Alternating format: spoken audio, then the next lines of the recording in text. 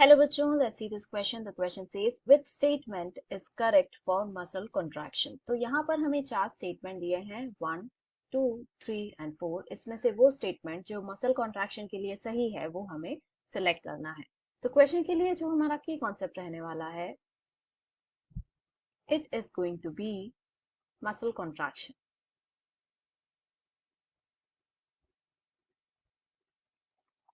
तो जो muscle contraction है ये पॉसिबल होता है because of the presence of contractile unit. And इस कॉन्ट्रैक्टाइल यूनिट का नाम है सार्कोमियर. तो ये जो सार्कोमियर है ये दो फिलामेंट से मिलकर बनता है, that is actin filament and myosin filament.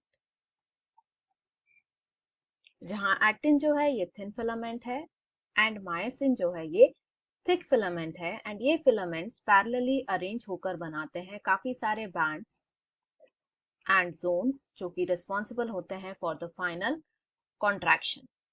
तो अब यदि हम इन बैंड्स या फिर जोन्स को देखें तो हम इसे डायग्रामेटिकली समझेंगे. तो यहाँ पर जो हम ए में देख रहे हैं that is a relaxed sarcomere यानी रिलैक्स्ड मसल, whereas जो हम बी में देखेंगे that is a contracted muscle.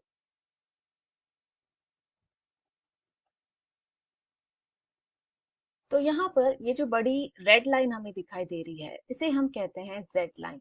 And ये बेसिकली बाउंड्री होती है फॉर द सार्कोमियर, यानी इसके बीच का जितना भी एरिया है दैट इज अ सार्कोमियर. यहाँ जो हमें ब्लू कलर में दिखाई दे रहे हैं these are the actin filaments क्योंकि ये थिन है, whereas ये जो रेड में हमें दिख रहे हैं filament these are the myosin filament. अब यदि हम जोन एंड बैंड की बात करें तो यहाँ पर यदि हम ये वाला एरिया देखें यहाँ से यहाँ तक एंड यहाँ से यहाँ तक तो इसे कहा जाता है आई बैंड. तो यदि हम आई बैंड की प्रॉपर्टी देखें तो इसमें जो एक्टिन फिलामेंट है हमें केवल वही प्रेजेंट दिखाई देता है, जो मायोसिन है वो इस रीजन में एब्सेंट रहता है. इसके बाद जो रीजन आता है वो है यहाँ से लेके यहाँ तक का रीजन, यानी दो आई बैंड के जो बीच का रीजन है इसे कहा जाता है ए बैंड. तो यदि हम ए बैंड को देखें तो ये वो एरिया है जहां पर कि एक्टिन भी प्रेजेंट होता है प्लस मायोसिन भी प्रेजेंट होता है. थर्ड जो हम देखेंगे दैट इज ये वाला एरिया जिसे हम कहते हैं एच जोन. तो जो एच जोन है ये वो एरिया है जहां पर कि एक्टिन फिलामेंट जो है ये एब्सेंट होता है, यानी हमें केवल मायोसिन फिलामेंट यहाँ पर देखने को मिलेगा. तो ये हो गए सारे बैंड एंड जोन जो कि हम देख सकते हैं एक सार्कोमियर में. तो आप क्वेश्चन हमसे क्या पूछ रहा है कि मसल कॉन्ट्रैक्शन के टाइम पे बैंड्स एंड जोन्स में क्या चेंजेस आते हैं.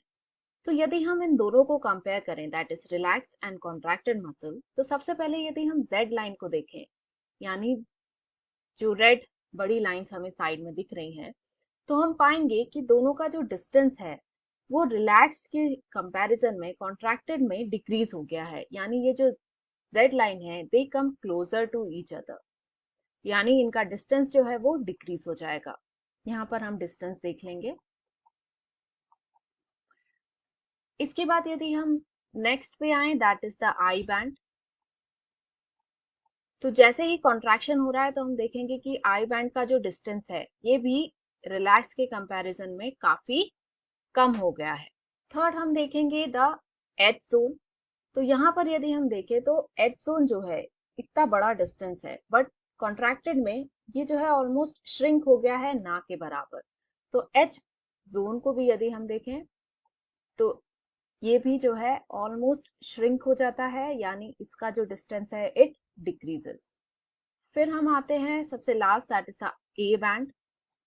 ए बैंड वो रीजन है जिसमें कि हमें एक्टिन एंड मायोसिन दोनों ही मिलेंगे. तो हम गौर से देखें तो यहां से लेके यहां तक का एरिया है, यदि मैं कलर चेंज करके आपको बताऊं तो इधर से लेके इधर तक का जो पूरा एरिया है दिस इज ए बैंड. लेकिन यदि हम कॉन्ट्रैक्टेड में देखें तब भी ये जो डिस्टेंस है इट स्टेज द सेम, यानी जो ए बैंड है ये कांस्टेंट रहता है. इसमें किसी तरह का चेंज जो है या डिस्टेंस में फर्क जो है ये नहीं रहता, it is not at all. तो इन सब को देखकर अब हम हमारे क्वेश्चन में दिए स्टेटमेंट्स पे आते हैं। फर्स्ट हमें दिया है length of H zone decreases, तो ये जो है बिल्कुल करेक्ट है, बिकॉज हमने यहाँ देखा कि एच जोन जो है ये श्रिंक हो रहा है, यानी बीच का जो डिस्टेंस है ये कम हो रहा है। सेकेंड हमें दिया है length of A band decreases, तो ये रॉन्ग है, बिकॉज हमने देखा कि ए बैंड जो है ये कांस्टेंट रहता है, there is no change at all. Third हमें दिया है length of I band increases, तो ये रॉन्ग है, बिकॉज आई बैंड जो है इसका डिस्टेंस कम हो जाता है। एंड लास्ट हमें दिया है length of two Z line increases, तो ये भी रॉन्ग है, बिकॉज श्रिंक हो रहा है, कॉन्ट्रैक्ट हो रहा है तो श्रिंक हो रहा है, यानी डिस्टेंस जो है ये कम हो रहा है। तो इन सब को देखकर हम कह सकते हैं कि क्वेश्चन का जो फाइनल आंसर रहेगा it is going to be option number 1, that is length of H zone decreases. Hope you understood it well, best of luck.